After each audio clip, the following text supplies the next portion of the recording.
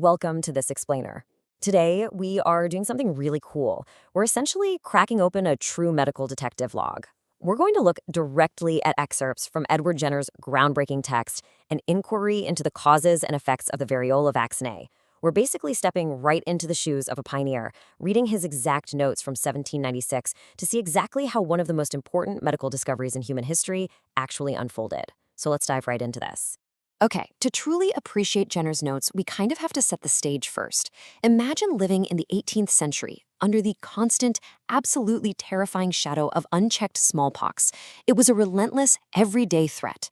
Finding a way to stop it wasn't just some abstract scientific goal. It was a desperate global necessity. And as we'll see today, the answer didn't start in some pristine, high-tech laboratory.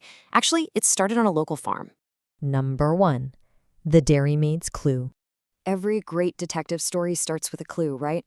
Well, Jenner's was a dairymaid named Sarah Nelms. Jenner meticulously documented the visual evidence of her infection. Sarah was a milkmaid, and she ended up contracting cowpox from her master's cows in May of 1796. There's this large, distinct, circular, pustular sore on her hand. Jenner specifically recorded that this single, pronounced lesion developed after the cowpox virus entered through a completely mundane, pre-existing scratch from a thorn. He documented this because it perfectly captured the typical characteristics of the cowpox infection. It's such a tiny detail, just a scratch from a thorn. But it was literally the catalyst for the whole shebang. Let's break down the facts of what Jenner labeled Case 16, kind of like a detective's caseboard. The subject, our dairymaid. The timeline, May 1796. The source of the infection was her master's cows. The entry point was that minor thorn scratch, and the result was the typical cowpox pustule we were just talking about. Jenner meticulously noted that this localized infection came with typical accompanying symptoms, but absolutely nothing life-threatening. This isolated, relatively mild incident, well, it gave Jenner a very bold, historic idea. Number 2, the historic experiment. This led directly into the next major phase of his notes. For what he called Case 17, Jenner needed a subject to test a truly revolutionary hypothesis. He ended up selecting a healthy boy who was just 8 years old. His goal here was to accurately observe the progression of the cowpox infection when it was deliberately introduced to a human who hadn't caught it naturally. So in that exact same month, May 1796, Jenner collected matter directly from the sore on Sarah Nelms's hand. On May 14th, he took that matter and actually inserted it into the 8-year-old boy's arm. He describes his method very clearly in his logs. He made 2 shallow incisions barely penetrating the skin, each about half an inch long. And from there, the waiting and the meticulous observation began. Jenner was incredibly clinical and precise with his daily observations. For the first week, honestly, nothing much happens. Then on day 7, the boy reported some discomfort in his armpit.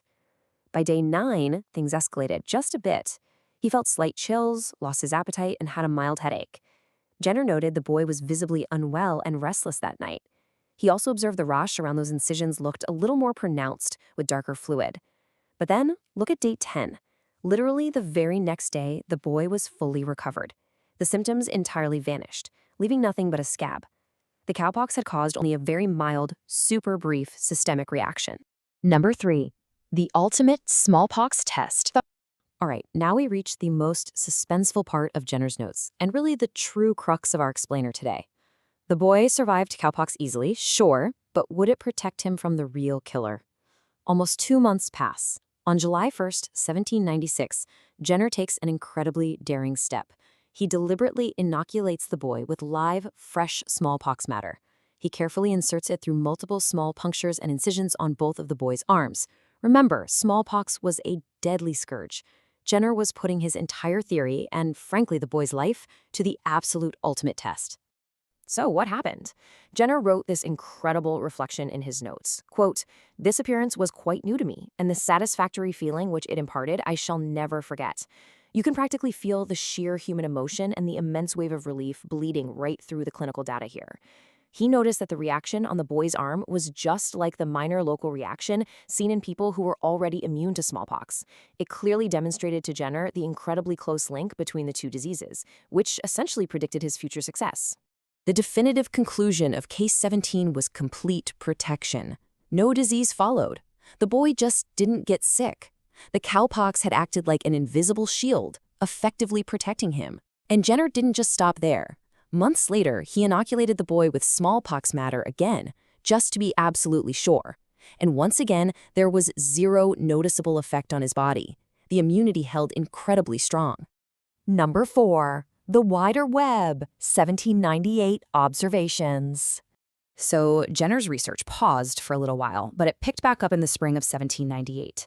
Really wet weather early that year caused horses in the region to develop a hoof disease, which gave Jenner this amazing chance to track how the virus actually moved in the real world. In late February, a mare develops an infected hoof. Farmhands, specifically Thomas Burgo, William Warrett, and William Haynes, frequently wash the horse's hoof, and they actually become infected themselves. Then, one of those farmhands, Haynes, goes and milks the farm's cows every single day. Just 10 days after Haynes started washing the infected horse hoof, the cows start getting sick, developing painful bluish pustules on their teats. Jenner brilliantly mapped out the entire transmission, from a horse to human hands straight to the cows. But Jenner's analytical mind went a step further than that. He compared the symptoms of the farmhands who caught this virus from the horse. Haynes and Burgo had actually survived smallpox previously. They developed hand ulcers, swollen lymph nodes, chills, fever, and body aches that lasted about 24 hours. They themselves noted that their symptoms felt remarkably similar to when they had smallpox. Then there was William Warrett. He had never had smallpox before, yet he contracted the exact same 24-hour illness from the horse. By meticulously cross-referencing these men's medical histories with their current symptoms, Jenner was gathering even more solid evidence of how these pox viruses interacted with human immunity, regardless of whether they originated from a cow or a horse. It all comes back to paying attention to the details, which leaves us with this final thought for today. Jenner's rigorous documentation, tracking a virus from a horse's hoof to a farmer's hand to a cow, and finally testing it on an 8-year-old boy, well, it changed the world forever. But the whole thing started with one keen observation of case 16.